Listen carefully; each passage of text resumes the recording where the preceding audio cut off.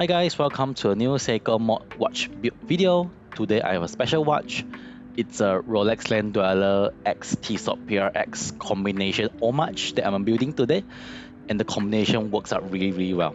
So without further ado, let's get started on the Seiko Mod watch build. If you'd like to build a similar watch, all the links to the part can be found in the video description below. So let's start by going through all the parts I'm using. So first of all is the movement.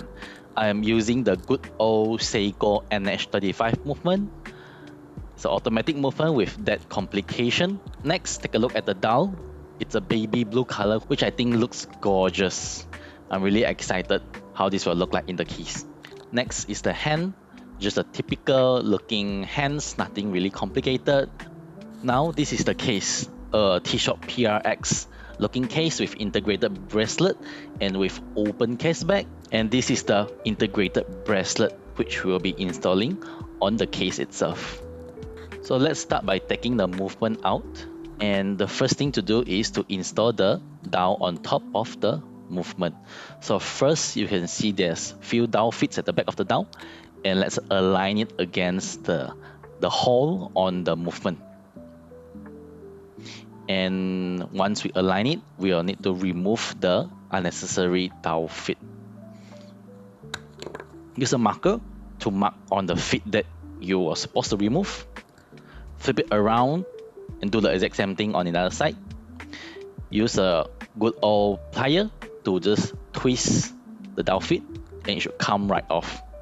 Do it the same on the another dial fit, like this. And you can start aligning the dial on the movement and apply gentle pressure.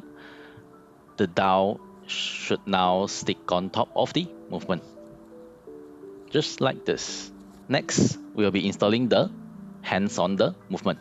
Start by adjusting the time to midnight, right after the dead jumps. So go slow and steady. So as you can see, the dead is about to jump. So slowly advance the time again until the dead just jump, like this. And now we know the time is in 12 midnight. So start by installing the hour hand first. Apply gentle pressure.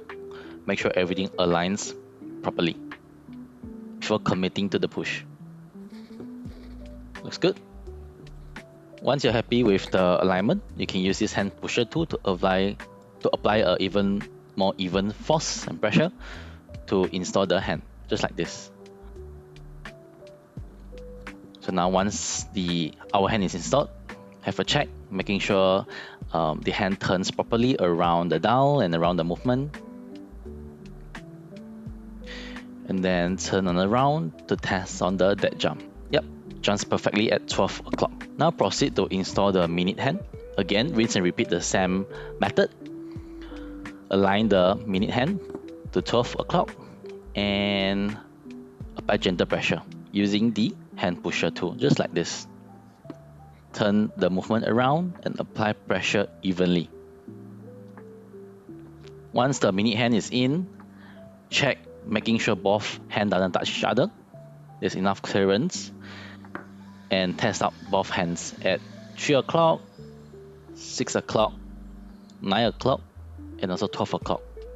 Then turn it around one more time to check on the dead jump. Go slowly until the dead jumps.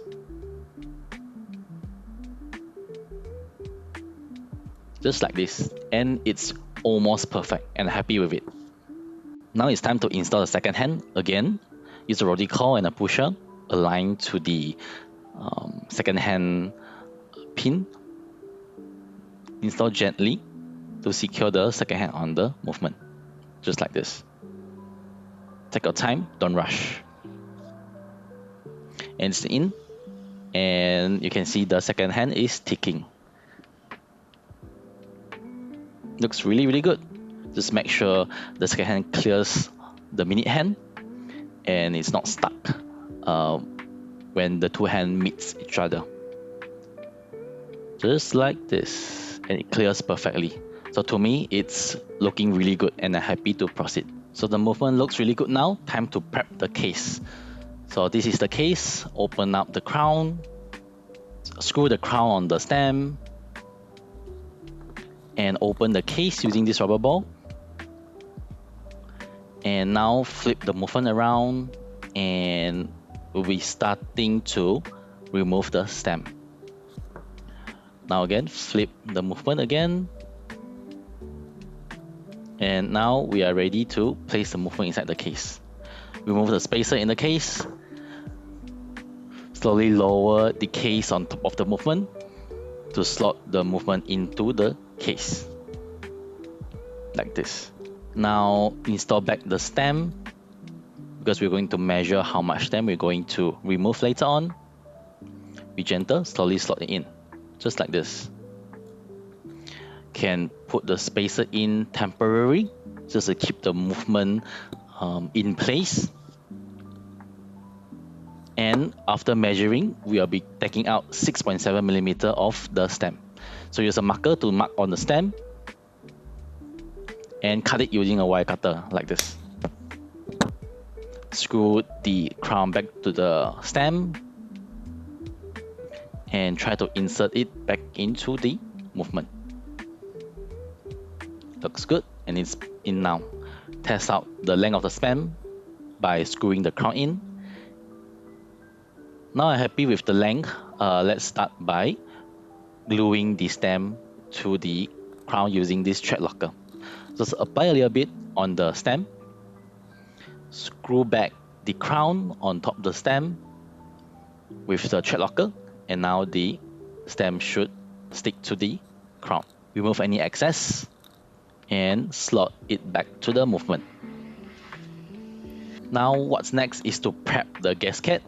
You open up this gasket greaser, remove the gasket from the case back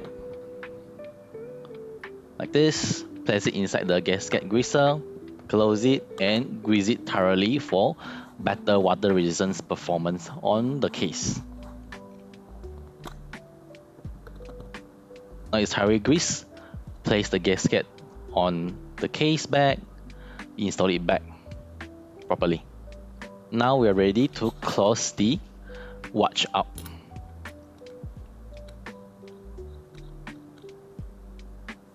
Tighten the crown and look at the watch. Now it's done. It looks really gorgeous. So the watch is almost done. The last step is to install the bracelet. So again, just slot in the spring bar for the bracelet and use your spring bar tool to install the spring bar into the watch. Then it's in. There we go. So the watch mod is now completed. It looks really good and it's really shiny, and I'm really happy with the outcome. And that's all for this video. I hope you guys like it. Remember to like, comment, subscribe, and turn on the notification for future videos. And I'll see you guys in the next one. Cheers.